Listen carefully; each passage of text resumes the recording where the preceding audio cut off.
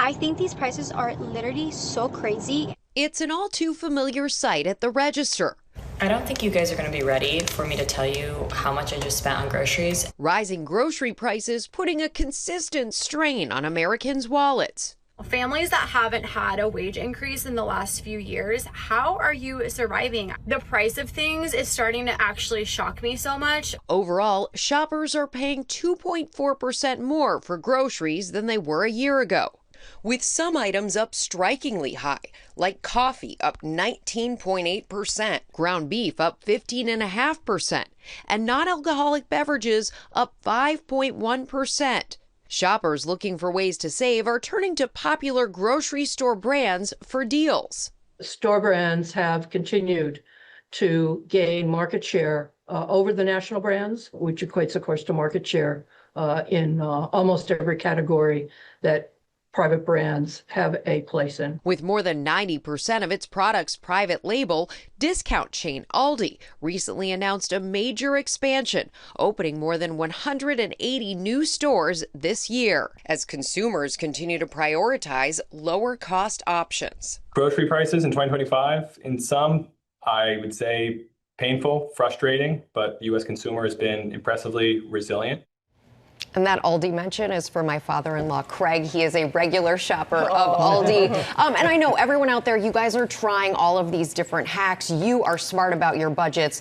AI is a new way that can really help you with that grocery strategy. You give it a budget for food, ask for help planning meals, getting recipes within a set amount, things like ChatGPT, Gemini, Claude. They can help you find substitutes for expensive ingredients. Another fun feature, take a picture of what you're shopping for, upload it, and AI will compare the price points and the value. I use these things. I've actually taken a picture of what's in my refrigerator and said, make a meal for me with what I've got. They will recommend ideas and options for you. I do that too. I say, who can I call to make a meal for me?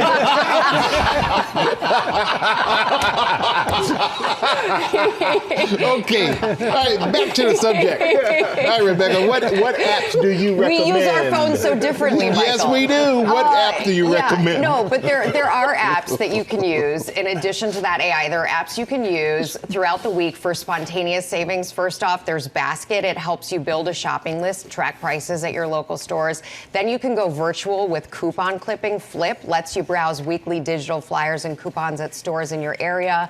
And you can even add your loyalty cards. And then there are flash food partners with different grocers to sell surplus food and food that's near expiration for a discount. The other thing really smart shoppers are doing is they're saying, okay, I go to, for example, Trader Joe's for one thing. I go to Costco for the big bulk items like olive oil, and then I go to my grocer for the perishables like fruits and vegetables, because that's where the deals work at different types of retailers. Wow. So be willing to make those.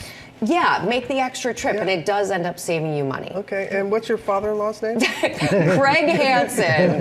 Hi, Craig. We always eat Aldi when I'm back in Minneapolis. Very good, Rebecca. Thank you, Rebecca.